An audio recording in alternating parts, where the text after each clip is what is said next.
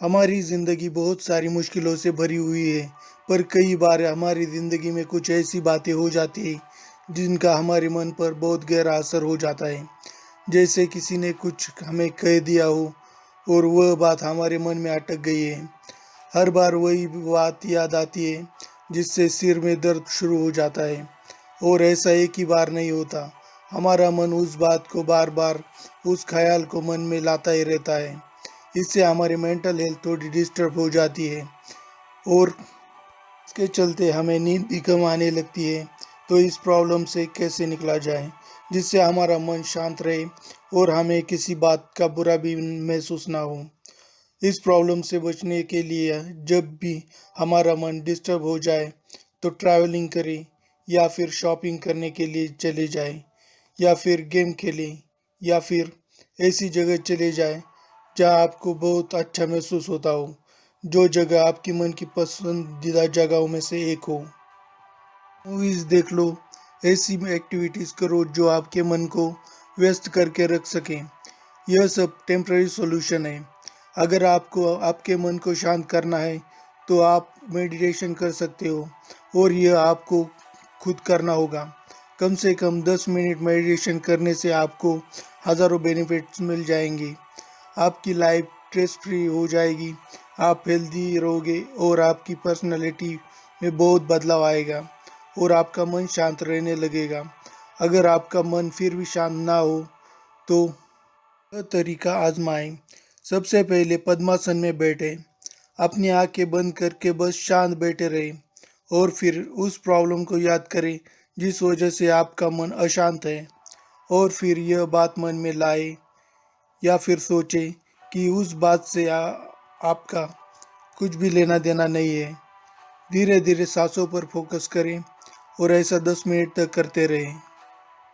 यह करते वक्त आप जो कह रहे हो उस पर पूरा विश्वास रखें। इससे आपका ब्रेन आपके विचारों में एनर्जी भर देगा और आप कुछ हद तक शांत हो जाओगे। रोजाना मेडिटेशन से आप बहुत शांत और हैप्पी लाइफ जियोगे। इस पर मैं आपको एक स्टोरी सुनाता हूँ। एक गांव में एक किसान था। वह हमेशा अपने भूतकाल की हानि के बारे में सोचता था, साथ ही साथ भविष्य में अगर ऐसा हुआ तो मैं क्या करूं, यह सोच सोच कर उसके दिन कट रहे थे। वह खेती पर ज्यादा ध्यान नहीं दे पा रहा था। तभी उसके गांव में एक बौद्ध भिक्षु आए। यह उसे बात पता चली। वह उनसे मिलने चला गया और अपना हाल बौद्ध भिक्षु को बता दिया। फिर बौद्ध भिक्षु ने उसे एक मटका थमा दिया और बोले, जाओ पीने के लिए पानी लेकर आओ। तो वह किसान नदी के पास चला गया। उसने देखा गांव के लोग अपने कपड़े पानी में धो रहे थे। इस वजह से पानी अशुद्ध हो गया है और ऐसा पानी मैं भिक्षु को नहीं पिला सकता। यह सोचकर वह किसान वापस लौट गया और भिक्षु को वहाँ का हाल सुनाया। तो बौद्ध भिक्षु यह बोले, शांत रहो। और फिर थोड़ी देर बाद फिर से मटके में पानी लाने को कहा। फिर किसान नदी के पास गया तो उसने देखा पानी बहुत शांत है और इतना शुद्ध है और कोई गांव वाला भी पानी के पास नहीं है। फिर पानी से मटका भरकर वह किसान लौट गया और वहाँ का हाल बौद्ध भिक्षु को बता दिया। तो बौद्ध भिक्षु बोले, तुम्हारे मन का भी ऐसा ही हाल है, तुम्हें बस वास्तव में ही जीना चाहिए, तभी मन में आई अशुद्धि उस नदी के पानी की तरह शुद्ध हो जाएगी। इस पर किसान ने यह सोचा कि नदी के पानी की में जैसे विशुद्धि थी, वैसे मेरे मन में बुरे विचार थे। अगर मैं अपने अतीत के बुरे ख्यालों को भूल कर जाऊं तो मेरा आने वाला भविष्य सुरक्षित हो जाएगा। यह बात किसान को पता चलने के बाद वह वर्तमान में ही जीने लगा और उसका भविष्य अपने आप सुधर गया। कहने का मतलब है कि हम अगर हमारे अतीत और भविष्य के ख्यालों के बारे में सोचना बंद कर दें तो हम वर्तमान में ही अच्छे से जी सकते हैं और आने वाले भविष्य की तैयारी कर सकते हैं।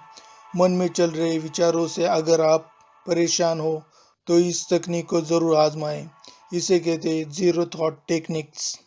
इसमें हमें मेडिटेशन के लिए जैसे बैठते हैं वैसे ही बैठना है और अपने मन में से सारे ख्यालों को धीरे धीरे निकाल फेंकना है, जिससे आपका मन शांत होने लगेगा। फिर मन को विचारों से खाली करने के बाद बस अपनी सांसों पर ध्यान केंद्रित करना है। ऐसा हर रोज 10 मिनट करने से आपका माइंड शांत रहने लगेगा। किसी महान व्यक्ति ने कहा है, हजारों विचारों से मन को पीड़ा पहुंचाने से अच्छा है कुछ पल का मौन धारण करने से असाध्य भी साध्य हो जाता है। और वक्त का क्या है, वो हमेशा बदल जाता है, इसलिए वर्तमान में ही जीना चाहिए। अगर वीडियो अच्छी लगे तो लाइक, कमेंट और सब्सक्राइब ज़रूर करें। Thank you for watching.